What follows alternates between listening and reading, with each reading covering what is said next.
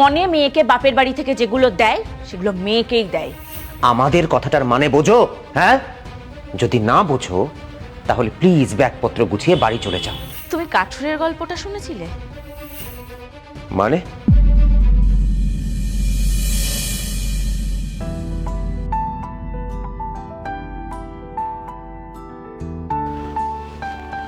পূজা, আমি বেরোলাম। গাড়ির চাবিটা রেখে যাও। কেন? গাড়ির চাবি নিয়ে তুমি কি করবে? আমার দরকার, আমি বেরোবো। বেরোবে মানে? তুমি তো গাড়ি চালাতেই পারো না। আমার ভাই আসবে, ও শেখাবে। তার কোনো দরকার নেই, আমি রবিবার দিন শিখিয়ে দেবো। কেমন? গাড়িটা তো আমার বাবা আমাকে দিয়েছে, তাই আমি ঠিক করব আমি কি করব। তোমাকে দিয়েছে মানে কি বলতে চাইছো তুমি? বিয়েতে আমার বাবা আমাকে গাড়িটা দিয়েছে আমার সুবিধার জন্য, কিন্তু আমার তো কোনো সুবিধাই হচ্ছে না। আমি কেন রোজ বাসে ধাক্কা খেতে খেতে যাব? আচ্ছা,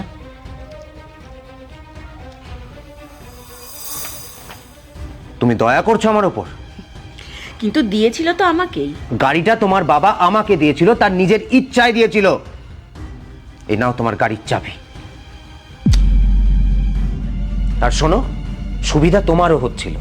এই গাড়িটা নিয়ে না আমি আড্ডা মারতে যাই না, যাই অফিস, আর টাকা রোজগার করে আনি, আর সেই টাকায় সংসার চলে, আমরা চলি। তার মানে তুমি কি বলতে চাইছো, যেসব ছেলেরা শ্বশুরবাড়ি থেকে বিয়ের পরে গাড়ি পাবে না তারা অফিস যাবে না, ইনকাম করবে না, কাজ করবে না? বাহ, খুব মুখ চলছে দেখছি।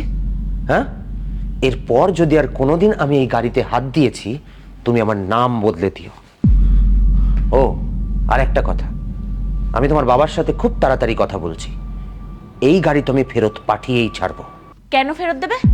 এই গাড়ি আমার নামে আছে, আমার বাবা আমাকে দিয়েছে। গাড়ি যার নামেই থাক, আমি তো ওনার কাছে ভিক্ষা চাইনি যে আমাকে গাড়ি দিন, গাড়ি দিন। গাড়িটা উনি আমাকেই দিয়েছিল, আর সেটা নিজের ইচ্ছায় দিয়েছিল। আচ্ছা, হে শোনো, পনে মেয়েকে বাপের বাড়ি থেকে যেগুলো দেয় সেগুলো মেয়েকেই দেয়। তোমার বাবাকে কল করে জিজ্ঞেস করো যে গাড়িটা উনি কাকে দিয়েছিলেন। গাড়িটা আমাদের দিয়েছিল। আমাদের কথাটার মানে বোঝো? হ্যাঁ, যদি না বোঝো তাহলে প্লিজ ব্যাগপত্র গুছিয়ে বাড়ি চলে যাও।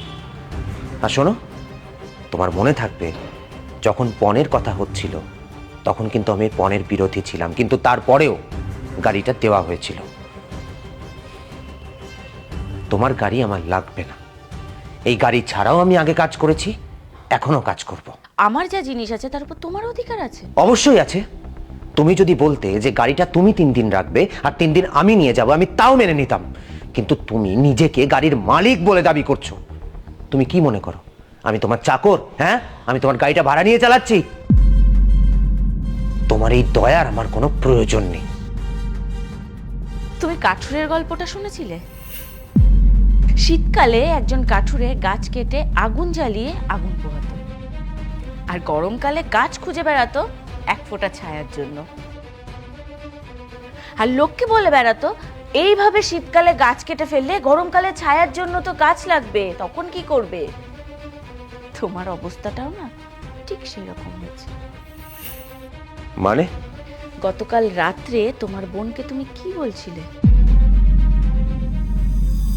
কেন? তুই কেন টাকা দিবি? হ্যাঁ, তোর বরের ব্যবসায় লস হয়েছে, তার জন্য তোর তো দায় নয়। তুই গয়না বিক্রি করে কেন টাকা দিতে যাবি? আর শোন, গয়নাগুলো না বাবা মা তোকে দিয়েছে। হ্যাঁ, ওটা তোর ব্যবহার করার জন্য, তোর বরের ব্যবসায় ব্যবহার করার জন্য নয়।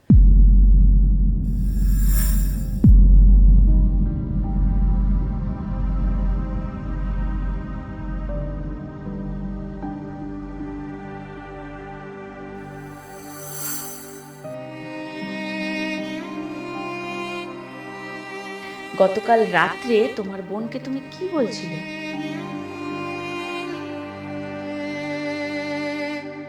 কেন? তুই কেন টাকা দিবি? হ্যাঁ, গাড়িটা তো আমার বাবা আমাকে দিয়েছে, তাই আমি ঠিক করব আমি কি করব। তোর বরের ব্যবসায় লস হয়েছে, তার জন্য তোর তো দায় নয়। তুই গয়না বিক্রি করে কেন টাকা দিতে যাবি? হে শোনো, পনে মেয়েকে বাপের বাড়ি থেকে যেগুলো দেয় সেগুলো মেয়েকেই দেয়।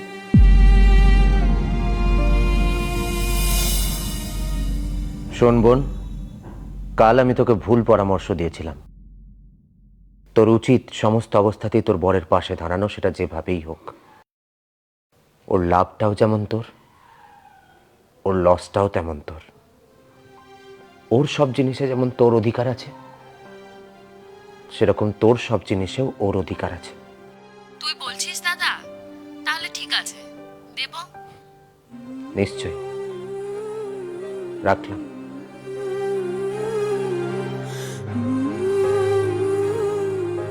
থ্যাংক ইউ এভাবে আমাকে বোঝানোর জন্য।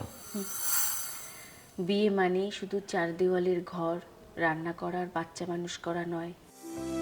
বিয়ে মানে একে অপরের পরিপূরক হয়ে ওঠা, বন্ধু হয়ে ওঠা, অবলম্বন হয়ে ওঠা,